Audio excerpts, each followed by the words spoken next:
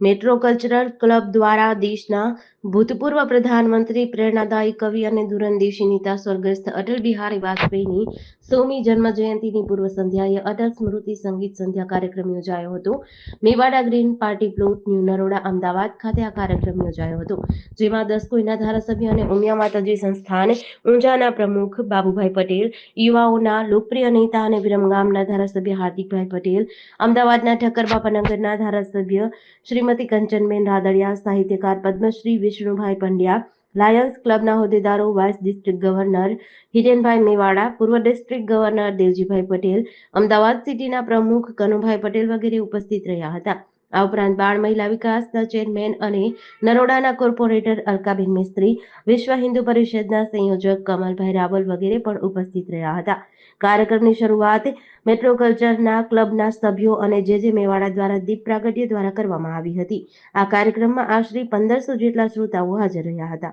ગાંધીજી પછી મહામાનવ ગણાય એવા માનનીય અટલ બિહારી વાજપેયીજીની 100મી જન્મજયંતિની પૂર્વ સંધ્યાએ અમારી મેટ્રો કલ્ચરલ ક્લબ દ્વારા એમની પુષ્પાંજલિ આપવા કે એમના કાર્યોને કાર્યરત કરવા માટે અમારા ડૉક્ટર બીનાબેન પટેલ દ્વારા જે વિચારો રજૂ કરવામાં આવેલા અને મેટ્રો ક્લબે એને વધાવી અને પબ્લિક સાથે રજૂ કરવા માટે બીનાબેનની જે તેજપુંજ અને અટલ અંજની બંને કાવ્ય સંગ્રહ અને જીવનયાત્રાનું જે પુસ્તકો છે એનું એમને રચના કરી છે, એનું વિમોચન માટે આજે અમારા ગુજરાતના મંત્રીઓ, ધારાસભ્યો અને સંસદ સભ્યો અને બીજા અન્ય સામાજિક મહાનુભાવો આજે હાજર રહ્યા છે।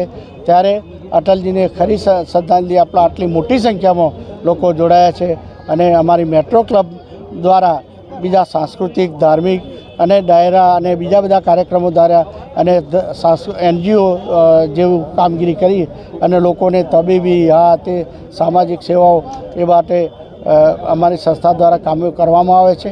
એટલું સાંસ્કૃતિક સાથે સાથે સેવાનું કામો ભાઈ અમારી સંસ્થા કરે છે। અમે નવરાત્રિ કરીએ છીએ, બીજા સાંસ્કૃતિક કાર્યક્રમો કરીએ છીએ, જેનાથી અમારા પબ્લિકને મનોરંજન બી મળે અને સેવા બી થઈ શકે, એ બંને સાથે આ ક્લબનું રચના કરી છે।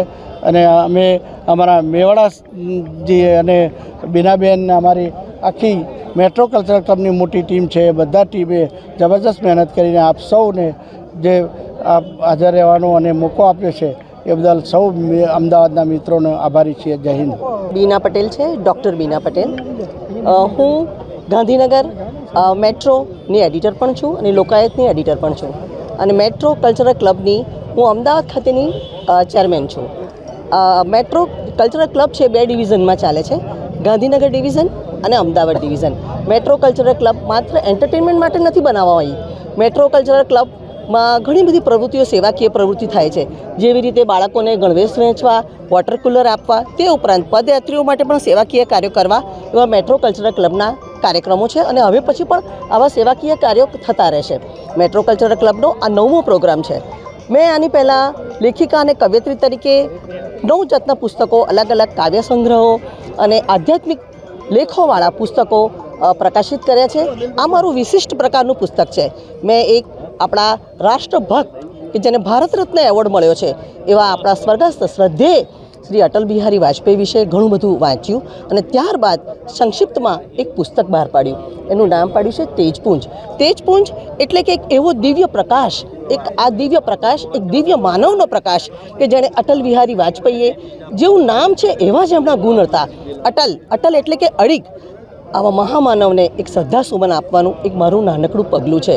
અટલ અંજલિમાં મેં માર્મિક કાવ્યો લખ્યા છે, 40 જેટલા કાવ્યો।